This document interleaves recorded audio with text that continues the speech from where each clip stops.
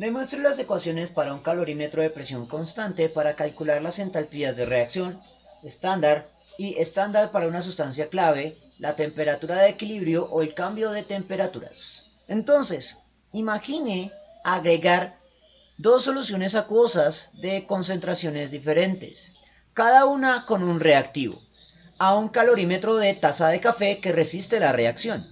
Una vez mezclado se produce una reacción. En este caso no hay límite físico entre el sistema y los alrededores. Los reactivos y productos de la reacción son el sistema y el agua en la que se disuelve es parte del entorno. El aparato calorimétrico también es parte del entorno. Si suponemos que el calorímetro está perfectamente aislado, entonces cualquier calor liberado o absorbido por la reacción aumentará o disminuirá la temperatura del agua en la solución, que a su vez es una cantidad de equilibrio. Por lo tanto, medimos el cambio de temperatura de la solución y asumimos que cualquier cambio se debe al calor transferido desde la reacción al agua para un proceso exotérmico o transferido desde el agua a la reacción para un proceso endotérmico. De allí que vamos a tener una igualdad fundamental, y es que el calor de el solvente, que en este caso es agua, porque son los alrededores, va a ser igual a menos el calor de la reacción. Por otro lado, asumiremos que el calor de la reacción es igual a la entalpía de la reacción para una cantidad de sustancia arbitraria. Eso quiere decir que este término lo puedo reemplazar por delta H.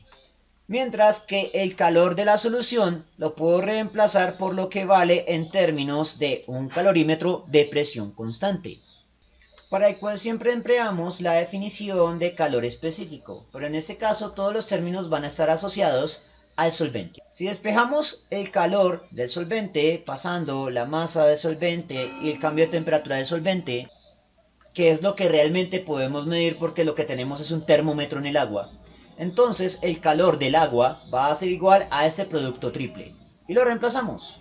Con lo cual lo único que queda es despejar la entalpía de la reacción y expresar la ecuación resultante de manera elegante. Con lo cual alcanzamos una de las primeras soluciones que nos pide este enunciado, que son las entalpías de la reacción para un calorímetro de presión constante, que es esta ecuación. Sin embargo, normalmente no es la única entalpía que debemos generar. Vamos ahora con la entalpía estándar. En videos anteriores ya establecimos que la igualdad para la entalpía y la entalpía estándar depende del avance de la reacción, que para esta calorimetría básica asumimos como reacciones no reversibles o cuya reversibilidad es insignificante, en cuyo caso el avance de la reacción se reduce a la cantidad de sustancia de una sustancia en reacción clave sobre el número estequiométrico de esa misma sustancia, que sale de una ecuación química balanceada. Por lo tanto, podemos reemplazar delta H en la ecuación anterior y despejamos la entalpía estándar pasando el número estequiométrico a multiplicar y la cantidad de sustancia a dividir. Tenga en cuenta que comúnmente debemos reemplazar cantidad de sustancia por el cociente masa dividido la masa molar, pero no siempre es el caso.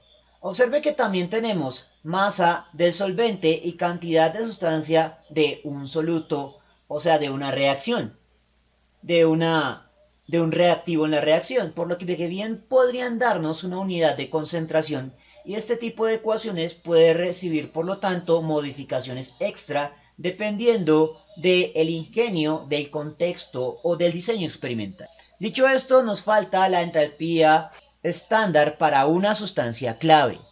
Para esa demostración vamos a necesitar también otra ecuación que hemos deducido en videos anteriores, que establece que la entalpía estándar de una reacción va a ser igual a la entalpía estándar para una sustancia, que pueden ser calores de reacción, como por ejemplo calores de combustión o calores de formación, que son en general calores de reacción asociados a una sustancia, multiplicado por el número estequiométrico de esa sustancia en una ecuación química balanceada. Por lo tanto, podemos tomar la ecuación anterior y reemplazar la entalpía estándar de la reacción, con lo cual podemos despejar la entalpía estándar para una sustancia pasando el número estequiométrico a dividir.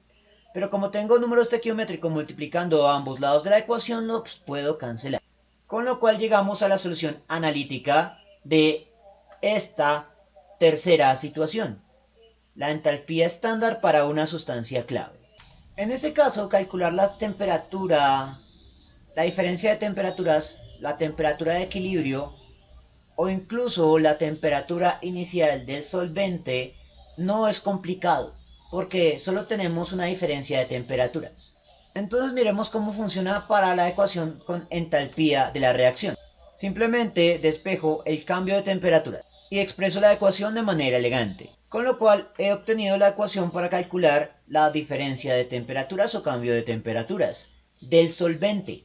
Para calcular la temperatura de equilibrio, pues descompongo esta diferencia de temperaturas, que va a ser igual a la temperatura de equilibrio menos la temperatura inicial del solvente. Por lo tanto, despejo la temperatura de equilibrio pasando la temperatura del solvente a sumar. Si lo que deseamos es lo opuesto, que es calcular la temperatura inicial del solvente, pues paso la temperatura de equilibrio a restar y multiplico por -1 todos los términos a ambos lados de la ecuación. Y el mismo procedimiento ocurrirá para las otras entalpías, solo que como tienen más términos, entonces surgirán ecuaciones un poco más complejas, pero estructuralmente va a ser un procedimiento homólogo. Bien, eso fue todo por el momento. En la descripción del video voy a dejar enlaces a más ejercicios de química general, así como enlaces a los aspectos teóricos de estos conceptos. Si les gustó el video, no olviden suscribirse, darle like y especialmente compartirlo. Eso mantiene vivo a este canal y nos vemos en una próxima oportunidad.